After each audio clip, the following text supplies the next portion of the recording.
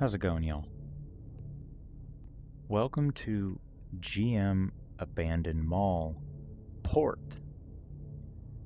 This is a this is a map that's available for download on mod.io for Bonelab, and this is a port of a Garry's Mod map. And now, admittedly, this is not a map that I've explored. Now, I'm sure I have seen plenty of people online play this map, but I myself have never had the pleasure. Now, this map has been created by the user HadesBL, and he's very proud of this map. He notes in his description for this map that he focused very heavily on realism. Now, I'm sure that really comes out in the PC VR version of Bonelab, but it still actually does a really good job of conveying that even here on Quest. He's noted a number of stores and places that can be explored. And what I always find that I really enjoy with these kinds of maps is there always kind of seems to just be this understanding that if it is abandoned and it's large and abandoned and nobody's touching it, it's probably going to be in a post-Soviet country. And I'm sure that probably, I think the two, at least right off the top of my head, two of the main contributors to that, to kind of that aesthetic and that reasoning is the Half-Life video games and the Chernobyl incident. I'm going to also turn up my headset volume because the soundtrack is actually really nice.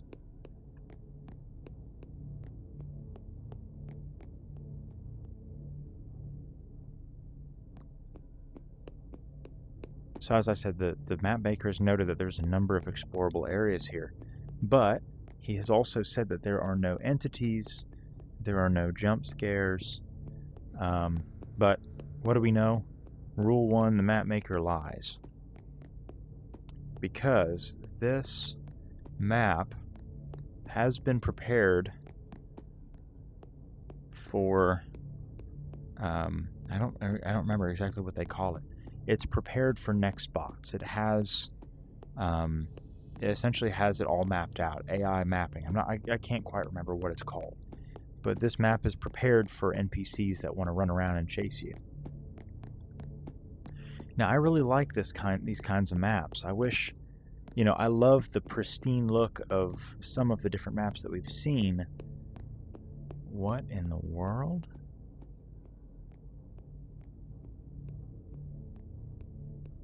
As I was saying, pardon the floating chairs, I love the pristine maps that we see, but there's just something about just exploring an abandoned property. I mean, it's urbex in its finest form, and I do love urbex. Admittedly, I've never really gotten to do tons of it, but I have had my share of opportunities to explore old houses out in the woods. And I even had the opportunity of doing an urbex in Austria during my time in Europe, which was really cool. And it was a property that had been condemned, and so it wasn't really quite a proper urbex in the sense of, kind of just getting in there, exploring, and getting out without anyone knowing. It actually had been purchased by someone that I knew, and he needed help cleaning it out. But it was out in the middle of nowhere, and he pretty much let us take out of there whatever we wanted. His whole job was to buy up condemned properties, clean them out, sell the stuff that he finds in there, try and make some money off of it, and then resell the property. And so he really only valued the big ticket items. And so he gave me the opportunity to really just get in there and grab what I wanted. And I found collections of stamps. I found foreign currency. I found postcards. I found books. I found cameras. I found video games, computers, floppy disks, old cell phones, crazy stuff that still works. And this place was in horrible shape. I was surprised that anything got out of there.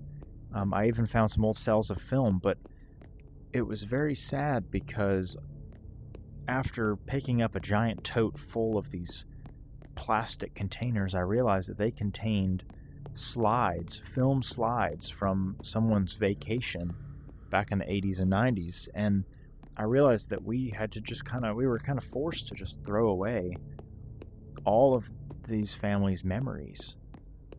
I saved some of them, and they're some of my favorite things that I've pulled out of there because it's a reminder of who was there before. I only wish that I could have gotten more out of there, but I'm grateful for what I was able to get home. I ended up having to send, I think, about $300 worth of post back to the States, though, in order to get it all home, because I only had 2 suitcases and I wasn't willing to pay for a third.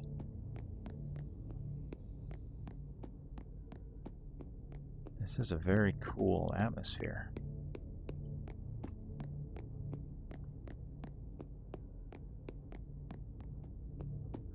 Another urbex I did was out in the forests just north of where I live. It's all federally protected land, but there's a house out there that only after we had gone there, we learned that the police department uses it to practice raids. The only way that we knew this is there were service grade blanks for like a 9mm all over the place. There were even some rounds from a rifle. Let's see, where's all that rock coming from? Because there's no broken out ceiling. That's strange.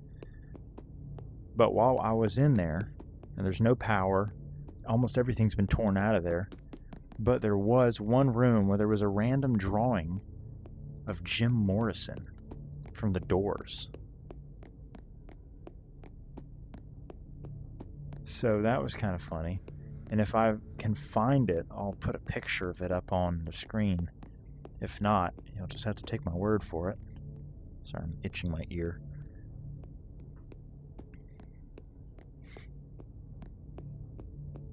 But it was a really, really cool experience, and I haven't gotten to do much besides that. I actually recently, I've noted in the past that I have spent the last 2 years in Austria and Germany, and so coming back home, there's a lot that has changed. That looks explorable. How do I get up there? All right, can I climb? So I'm only now starting to kind of get my bearings around my hometown and figuring out, can I get up here? I'm only now starting to figure out what's around me. And there was a big, up in the northern part of my town where they're starting to develop everything. That totally looks accessible up there. I got to get up there. There's a big abandoned hospital up in the northern part of my town, and it was probably explorable back, 15, 20 years ago, but my town has grown so rapidly. When I was born, the town only had a population of about no more than 20,000, and now I think we're at 110,000.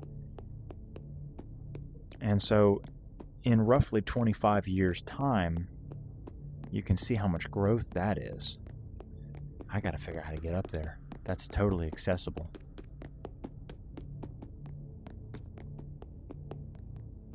Don't tell me it's gonna be like Half-Life where I gotta make a platform for myself. Which I don't really want to do, mostly because I don't think I can. So I might have to use one of the dev tools to do it. I'm gonna go down on this broken platform real quick though. But I was driving by this hospital just yesterday on my way home from a dentist appointment because I just wanted to kind of check it out. And it's completely up and running, and they've made it into a rec center. Like a sports center. And I was very surprised because it was an area that was very well known in that part of town to kind of be the, I don't know what you'd call it, delinquent hangout. And now they've turned it into a sports club. I'm going to use a dev tool and get up there.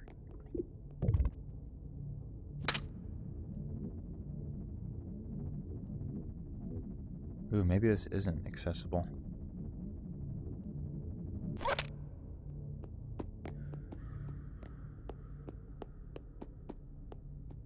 What? Huh. Closest thing I'll get to no clip. Just kind of cool though. But it was very surprising for me to see that they had transformed this entire facility. Well, they've really kind of resurrected it out of the dust. And they've allowed, you know, it to be developed. I'm going to go all the way up here. Just take a look around. It's the closest thing we'll ever get to no clip, so I'm just going to take advantage of it. So the map maker was not lying. It's a medium-sized map that doesn't have much in the way of scares, just kind of for exploration. Random bits of map here. I think it's really cool though. I do like maps like this, and I kind of wish there were more on mod.io for download. Okay, so we've seen these lines before, and oh my goodness. Oh, that's right, because we could just clip back in, so I gotta go back around. Let me out. So those must be like dev textures. That's the only thing that this can be. Those must be dev textures. But yeah, I mean, for me, it's kind of sad to start seeing all these properties that I grew up around that were kind of, you know, explorational and somewhat secretive to now all be developed into, you know, venues and, you know, just kind of be taped up and blocked off. I know for some folks that doesn't stop them, but I like to consider myself a law-abiding citizen, and so it's kind of sad. Is that a head crab? What in the world? I guess it's a little surprise for, what in the heck? It's like in a cage. Little surprise for anyone that wants to get a little bit more explorative with, well, their exploration. It's wearing sunglasses. Hold on, I gotta get a flashlight, man. This is amazing. Let's see, where's my flashlight?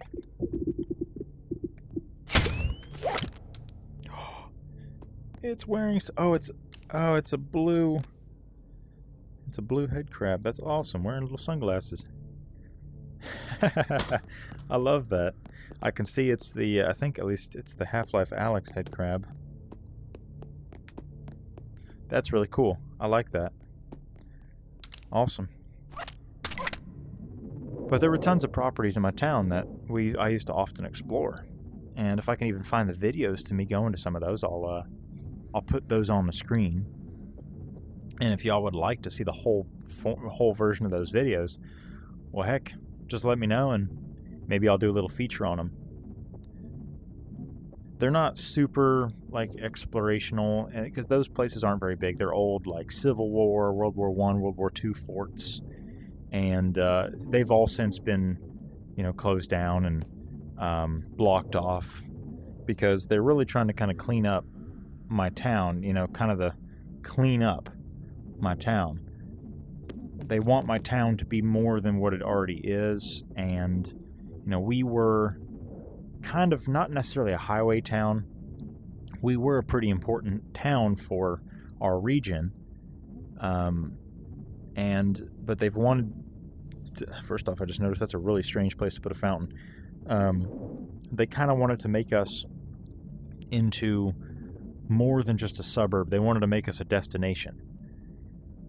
And unfortunately, we're not really built for that. And so we found ourselves in a predicament where we're overloaded. Our streets are not wide enough for all the new cars that are here. They're trying to tear down, you know, schools and rec centers, unused buildings, and movie theaters that people are still actively going to that bring in tons of revenue for the town to build more apartment buildings. So pretty soon my town is just going to be full of apartment buildings. Which is sad because we're a very historical area, And a lot of that is encroaching on protected land. But, I mean, I guess that's the way the cookie crumbles. Can I stand on this? Okay. I'm noticing, at least if I remember right, that's the fountain. That's a Half-Life asset, or Half-Life 2 asset, source asset. I mean, obviously, of course it is, because this whole thing is from source.